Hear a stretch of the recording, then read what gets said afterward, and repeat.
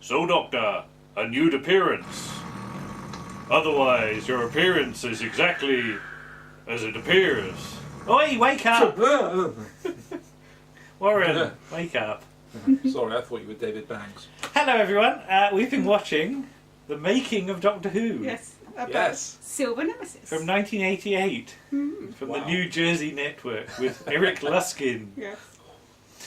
Do you remember watching this documentary at the time, Warren? Well, you couldn't at the No. time because it wasn't broadcast on broadcast. BBC No. One. No, you can only watch it when the VHS of Silver Nemesis I came think out. it was shown. Wasn't it shown as part of the BSB weekend? I didn't Yes, know it was. Yeah. Because it was on Yeah. on one of your tapes, I think. Yeah, that's right. Yeah. So that was the first time I would have seen it. And I think at the time we were a bit sort of about it because it wasn't. We thought it was very American. I think. Yeah, was our reaction to that it one. wasn't like Who's Doctor Who. No. And it didn't make any real reference to Doctor Who of the past, which certainly didn't show us anything that we sort of hadn't seen before. There's those clips from Did You See and the clips from Who's Doctor Who, but we'd already seen those before anyway. So I think at the time I felt it wasn't really breaking any new ground. Because in '88, when it was done, we were still hankering for. I mean, the DVD releases had. The DVD releases, the video releases had just recently started. Yeah, 1987 was when I think it went down to £10 a pop, wasn't it? Yeah, and I think we were still hankering for more, and I think a lot of expectation was. It was very lightweight at the time, watching it, because so much was happening in fandom at that time, and the programme once again had the giant question mark over it, as opposed to wearing the jumper. Well, 1988, I think there was a feeling Doctor Who was slightly getting more popular again. I think Sylvester was on a bit of an upward sort of, trend at this point, and I think I felt the BBC didn't celebrate 25 years of Doctor Who properly. I think it was a case of, Doctor Who's come round again. Yeah. Oh, gosh. We only did that 5 years ago. Yes, Yeah. I mean, is it still going on? Because as you say, That Lisa, type it's of 5 attitude, years from the 5 Doctors. Yeah. And there's a definite feeling that the show has lost a lot of sort of Direction as status, well, I think, status yeah. I think, within the BBC. It's gone from being quite a flagship programme in 1993 To something to that is just something that's just on. Tolerated, Still. I think. Yeah. Just. So, and I think maybe that was reflected a bit in the documentary at the time. I mean, BBC are battling against things like Next Generation at this point, aren't they? Yeah. And the resurrection of a lot of science fiction, like the American stuff that was coming over. I'm thinking of the new Twilight Zone stuff, the new Outer Limits stuff that was coming across as well. Right. We've been bombarded with that on BBC Two, and I think it was making Doctor Who look a bit aged. And the BBC fell out of love with it. Yeah. It's expensive, it's resource intensive, and they're thinking, do you know what? Nobody's going to be interested in celebration of 25 years, are they? Let's just rename an episode and get away with it that way. But watching it again today, and it's the first time I've seen it in a very long time. Because it's not commercially available. It's not on the DVD, is it? No. Probably because Silver Nemesis. I've had a hard time clearing it again, maybe. I think it would be difficult because it's not made by the BBC. Yeah. So, I can understand the problems with getting it out there. But I found it really interesting. It's a little time capsule, isn't it? Yeah. Yeah. And what came across to me was, it was very honest, I think. You've got that interview with Sylvester, and he's saying just how much pressure he's under making this show. You've got interviews with production people, Chris Clough, the director, but you've also got the AFM, and she's saying, well, nobody tells you what to do. No. You're thrust into the job, and you hit the road running, don't you? And you just hope that you're doing the right thing if you've booked the right coach. And I love the fact that, there's that uncertainty about it. It's that Heath Robinson sort of attitude, isn't it?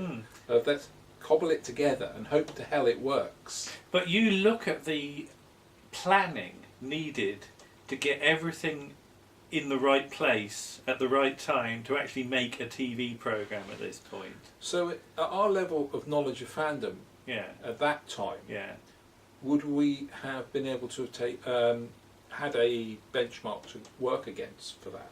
I think we had. Or do we take it for granted? I think we had very little appreciation of how difficult making Doctor Who always has been, but probably was at this point, given the little amount of money and resources they're actually given. Because, you know, they're writing some ambitious scripts at this point. Mm-hmm. You've got that whole battle sequence at the start of Part 2 of Silver Nemesis. And just to get the amount of shots in, just, you know, in one day, basically. And I know... there's dressing, there's movement. We've got to hold up Andrew's book. Andrew Cartmell's book. He does talk about how he basically walked off set one day at Silver Nemesis because of what he described as the poisonous atmosphere. But I think that was entirely due to the pressure that everybody was under just to finish the damn thing. And this is something I don't think Fandom had a blowing clue about at the time. This is that horrible thing, that invisible force that is pressure and is time. The time is especially if you're doing a lot of OB stuff. Yeah. You are dependent on what shines up in the sky. And if it rains, you're buggered, aren't you? Sometimes. I mean, because this is the good, you know, the good sort of depth that this goes into. Yeah. You're talking to the visual effects designer. But you're talking to the video effects designer as well, and he says quite rightly, if you're doing laser beams, and ironically they don't even end up putting the laser beams on there. There's no time, because he says it's something that I appreciate now. If you've got the shot set up wrong and you're trying to do a laser beam, never's going to happen, is it? No. It can take you half an hour to do, or 3 days, depending on how the shot's been set up. And now we appreciate why they never went for those effects. Yeah. So you've got that. You've got Kev McCulloch with his keyboard, never mind, and his shirt, with notes all over it. But he's got his synthesizer. And he's saying, "You've got it on disc now," and he's like really impressed that you've got it on disc. And what is it? He said 26 seconds. You can get his 9-inch floppy. On his floppy disc. And I mean, we're recording on a little tiny camera over there. It's not broadcast quality, but you can get HD versions of it now. Yeah. And God knows how many hours it contains. You know, I've been doing some editing on the computer with you today, and effectively doing similar stuff to what Kef's doing with great big machines, just making multi-track recordings, because he's got the great big tape to record one layer of music, then another layer of music. With your laptop, aren't you? And you came in, we recorded some stuff on the sofa, and I've ended up with a 4-track recording. Yeah. You'll find out what that is soon, and it's horrendous, isn't it? Sorry. But yeah, you've got Gary Downey trying to sort of keep a handle on everything as production manager. And you see him getting. I mean, these days you probably wouldn't allow that to be shown, but he gets a little bit shirty with Sylvester, because Sylvester does the thing with the bear when he goes into the crypt or whatever. This is the bear scene. Let's get on with it. Yeah, and it's like we can see where he's coming from, because all that's happening is that why Sylvester's doing that is taking away from what he's supposed to be doing. Yeah. I mean that's a good point. There are certain bits in this documentary you would not be allowed to show now, because it casts not a negative light necessarily, but it's just perhaps a bit too honest. It's and not that's quite the word the happy ship that they would I'm want to keep, put out. It's not necessarily great for publicity, but I'm really glad that we can now appreciate just the conditions. Yeah. And as you say, it comes back to the candid comments, throwaway lines almost, aren't they? Of reality. Sylvester saying, "I don't see my family for 5 months. I'm balancing tonight, going home, doing my lines, seeing my children, talking to my wife, and learning those lines." But even silly little things like Gary Downey's panicking because Sylvester's not turned up. Yeah.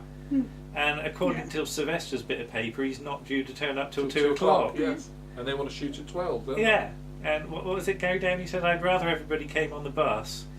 50 dead bodies in one place. So if we had 50 dead bodies, at least I'd know where they are. And I can understand because nobody is being slack about this, are they? Oh, no. Everybody's got their job to do, and everybody's damn well doing it to the best of the ability. You have problems with maybe meshing everybody's priorities, because the visual effects designer says, well, if we're filming an explosion, my first job is to make sure everybody's safe, not to film the explosion. And then if we've got to get a camera in there, we have to work out, can we lose the camera? Yeah, can we have a bloke with a camera there, or do we just need a camera on the grounds that we might lose the camera? And then if you've lost the camera, that's another several £100 against the programme's budget, isn't it? I love the fact when the explosion goes off, there's this huge, great big pool of dust that just goes straight into the documentary team. You can't see a damn thing. Yeah, I also think it's the way that the documentary team are allowed to film what they want, and it doesn't appear they're directed to film certain aspects of things. Well, there is one question mark over it, and I don't know. There is reference to the day you didn't film. Oh, that was the Friday. That when was the everyone Friday lost their tempers. when everybody got cross. Yeah. And I do wonder whether they've just sort of had a word and said, no, say you didn't film, or whether they did actually film and just decided not to use footage. Yeah.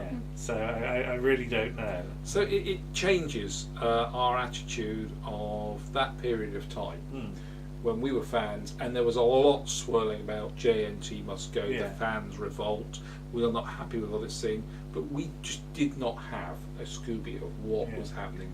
I mean, seeing them in the rehearsal room with their scripts and a few poles and a coat hanger, and then eventually that is to end up as 3 episodes broadcast in November. Because I remember you came round my house and we watched part 1 with some champagne or something we seem to have. I managed to record it in black and white, but that's another story. I remember that, yes. I've wound it back, bugger. I put the switch on wrong. But that's an illustration. But didn't we watch it in black and white afterwards, though? I think we might have done. Yeah. Should we re-watch it again? Because we recorded Yeah. it back and we really enjoyed it. Yeah. But there's a thing. You flick one switch on your machine wrong, and you've done something. Yeah. Imagine if you're doing that as location filming. Imagine if that had happened. On one camera. You've now got to remount everything. You? You've got to have all those resources back. So everything really is on a tightrope. Absolutely. Yeah. But I think one of the things that holds it together, and you said this as you were watching it, is Sophie and Sylvester. Because they're such good friends. Yeah. You can really see, and I noted it to this day, that they're good friends. Yeah. And you can see that they have really engaged with each other, haven't they? The rhythm and the relationship is there. Yeah. Their pressure release is humour. Yeah. But it's intoxicating humour, isn't it? It's not just the one-to-one joke between each other. It's involving the whole crew. So now we've released this tension. Let's go back and reshoot it. I mean, that bit where they're doing like 4 or 5 takes of running from the TARDIS. It's like Sylvester goes arse over tit at one point. I was sympathising with that because I think it's the 2nd or 3rd time they do it. Sylvester gets there and he can't speak. No, because he's got no breath. And we once did a video where I had to run on a beach. Oh, right, and for various reasons we had to keep reshooting multiple takes, And by the last one I got to the end and I couldn't actually say anything because I was knackered. And it's really hard to run on sand anyway. So that was just a pointless one anyway because I couldn't actually speak. I mean, it's funny that it's like recorded in sort of the height of summer. Yeah. So there's me sympathising with Sylvester with that ridiculous costume he's having to wear. Shirt, jumper, coat, scarf, hat. I would have melted. But then you think about the Cybermen, the actors inside the Cybermen. Cybermen. I was going to say that. But then I haven't got one of those on my head. Yeah, if you turn this inside, where's the ventilation? Inside there, you're looking on screen, it's completely dark because there isn't any, is there? No. And that thing about the guy with the wire in his ear. God, yeah, he felt a sharp. Health and safety would go berserk. He felt a sharp pain in his ear, and they took the back plate off, which fortunately, by this point, they didn't have to unscrew. And it was just clipped in. It was just clipped in because David Banks mentions beforehand that before you could hear him unscrewing the screws in, and you knew it'd take at least 5 minutes. Cole used to say it was terrifying. You put the head on, and you knew it, and you could hear the screws turning, and in your head you're going, no, it's not going into the back of my head or the back of my neck. But I am now locked in a minuscule room that I can't see out of. Basically, what happened with this extra is that the wires had come loose, hadn't they, and cut his ear. There's blood. So they had to literally tape it up inside the helmet. Not his ear. Not his ear, no. no. You look inside the helmet, this one's probably actually better quality than that one's one. actually, Because it's really rough inside, That one is it? nice and smooth, but the one that they were expected to wear was rough as... Badger's arse. Indeed, I'm gonna say yes. Sorry. No, it's all right, you can say that. Okay. But, you know, Sylvester's been doing the Doctor for about 1.5 years now, and I think he sort of really knows what he's doing. Even under the pressure, you can see that he's got a firm idea. Sophie's, you know, joined this year basically, but you met Sophie. No, actually, it's a Dragonfire, of course, isn't it? But yeah, you met Sophie sort of. I met Sophie. Was it before Dragonfire was shown? Before Dragonfire was shown, because one of the questions that was asked of Richard Franklin on the panel, after we'd stuffed Sophie into a Dalek and you better wheeled her explain on. what this panel was. Oh yes, the White Hart Convention we had in Salisbury. We had Richard Franklin doing his unit panel, and we thought it would be a brilliant idea to shove Sophie into a Dalek, wire her up with the mouthpiece, and just wheel the Dalek in halfway through his panel, and the Dalek will ask some questions. But they were loaded.